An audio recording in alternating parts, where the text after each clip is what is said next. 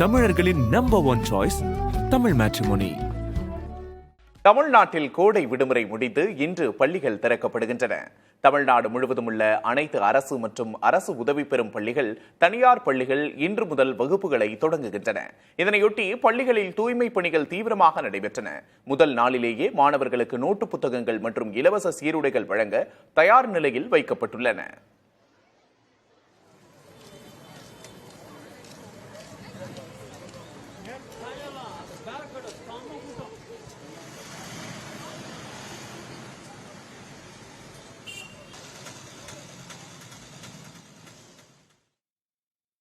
கோடை விடுமுறை முடிந்து பள்ளிகள் இன்று திறக்கப்படும் நிலையில் சொந்த ஊர்களுக்கு சென்றவர்கள் ஊர் திரும்பியதால் பேருந்து, ரயில் நிலையங்களில் நெரிசல் ஏற்பட்டது. கோவையில் படிக்கும் வெளி மாவட்ட மாணவர்கள் கோடை விடுமுறைக்காக சொந்த ஊர் சென்றிருந்தனர். அவர்கள் பெற்றோரோடு மீண்டும் ஊர் திரும்பினர்.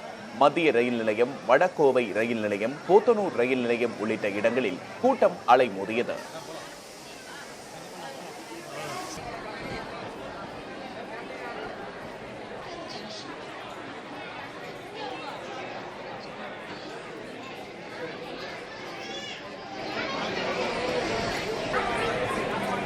திருநெல்வேலியில் இருந்து குறிப்பாக சென்னை நோக்கி செல்லும் ரயில்களில் பயணிகள் கூட்டம் கட்டுக்கடங்காமல் அலைமோதியது.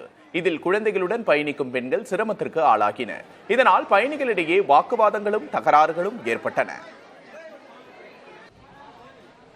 இதேபோல திருப்பூர் மத்திய பேருந்து நிலையத்தில் கூட்ட நெரிசல் ஏற்பட்டது.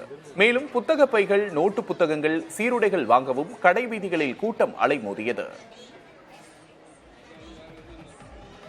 செங்கல்பட்டில் புத்தக பைகள் மற்றும் சாப்பாடு எடுத்துச் செல்லும் பைகள் விற்பனை செய்யப்படும் கடைகளில் பெற்றோர்கள், சிறுவர்கள் அலைமோதினர். புதுக்கோட்டையில் உள்ள ஸ்டேஷனரி கடைகளில் அதிகளவிலான பெற்றோரும் மாணவர்களும் குவிந்து நோட்டுகள், எழுது பொருட்கள் மற்றும் புத்தக பைகள் உள்ளிட்டவற்றை ஆர்வத்தோடு வாங்கிச் சென்றனர்.